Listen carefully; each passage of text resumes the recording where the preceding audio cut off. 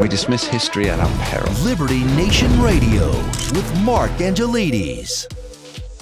And now we have with us longtime host of this here show and Liberty Nation senior political analyst, Tim Donner, with a special Say What segment. Thanks for being here, Tim, and over to you. Okay, thank you, Mark. And as we kick off our post-Valentine's Day, pre-St. Patty's Day edition of Say What, we are left to wonder exactly what it will take for Hillary Clinton to leave the stage. I mean, here's a woman who ran twice for president, went down to arguably the most humiliating, ignominious defeat in American political history, then blamed everyone but herself for it. Now comes Special Counsel John Durham, charging that an operative in the employ of Hillary's 2016 campaign hacked into Trump's computers both during the campaign and when he was in the White House.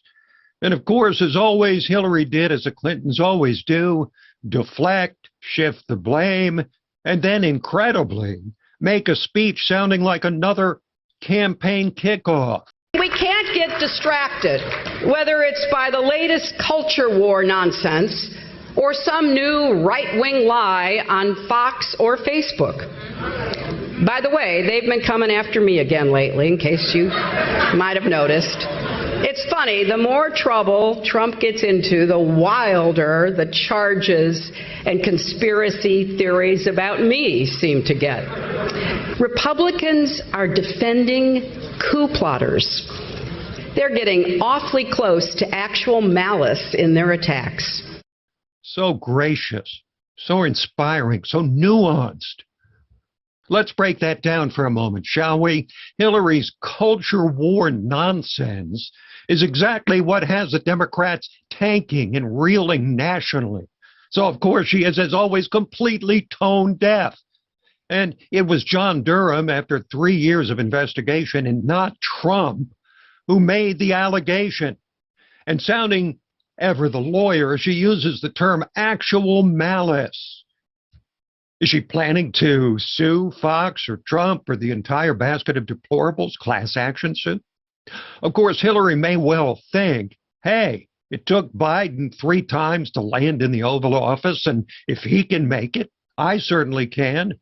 And really, who can argue with that? Especially with Democrats so bereft of presidential timber that Hillary Clinton would actually be mentioned seriously as a potential candidate. What does that say about the Democratic Party? Meanwhile, with Vladimir Putin's invasion of Ukraine now official, the lengthy history of lying by the Russians in general and Vladimir Putin in particular is revealing itself once more.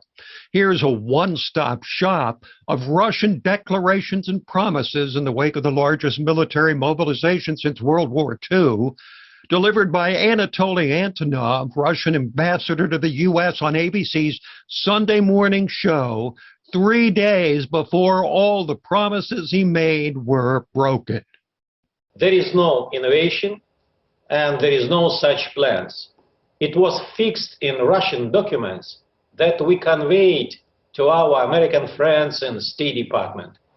Russia has publicly declared its readiness to continue the diplomatic efforts to resolve all outstanding issues.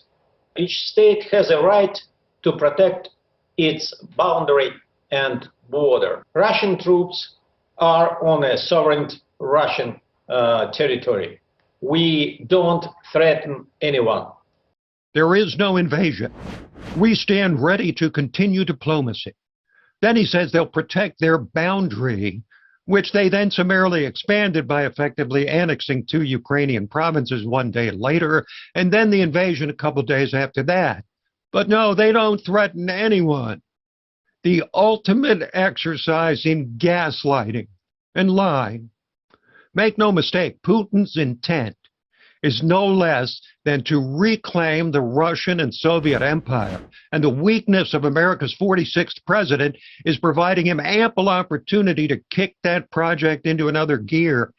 And GOP Senator Tom Cotton of Arkansas said, Putin is maximizing the hold he has over much of Western Europe. too many of these European nations have made themselves beholden to Russian gas, and therefore Russia has leverage over them. If we wanted to truly punish Russia for invading Ukraine, and maybe as important, if we want to send a signal to China about what would happen were they to invade Taiwan in the months or years ahead, it's obvious the kind of sanctions we should impose. We should sanction Russian oil. We should sanction their minerals and their mining sector. We should sanction their biggest banks. We should impose secondary dollar sanctions on them as well. We should remove them from the international financial system. That would send the signal to China that we mean business. And the chances of Biden doing all of that, well, I would not hazard a guess. And it's yet another symptom of Biden weakness, this time exploited by the Russian strongman. But Biden's problems at home may be even worse, with inflation becoming such a huge issue that even longtime liberal Democrat strategist Donna Brazile went on ABC and had to admit just how bad it is. I mean, inflation is robbing us of our joy, stealing our hard-earned wages. I can't go to the grocery store without complaining about the price of eggs and bacon. I mean, a pound of bacon is almost $9. Jesus. No, not Jesus. Biden and his fellow Democrats, who are in free fall in the eyes of the American people. One poll after another shows it. And you know, it's one thing to be ridiculed by your opponents, but quite another when it's done by one of the most famous pundits on your own side, Bill Maher. When normal people read that San Francisco has basically legalized shoplifting, they think Democrats have gone nuts. It's not my fault that the party of FDR and JFK is turning into the party of LOL and WTF.